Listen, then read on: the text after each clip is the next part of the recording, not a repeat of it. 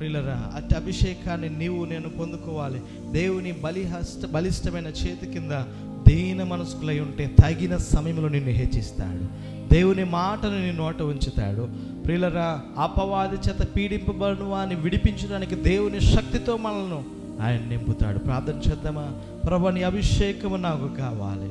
ప్రభా, నువ్వు కోరుకున్న వాడిగా, కోరుకున్న దానిగా నేను ఉండాలయ్యా అని ఒక్క నిమిషం ప్రార్థన చేద్దాం.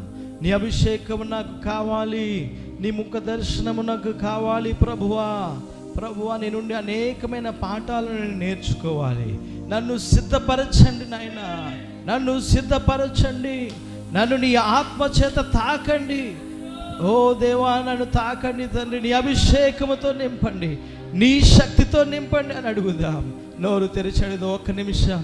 నా ప్రియ తల్లి, నా ప్రియ చెల్లి, నా ప్రియ సహోదరుడు, ఒక్క నిమిషం నీకు అవకాశం ఉన్నప్పుడు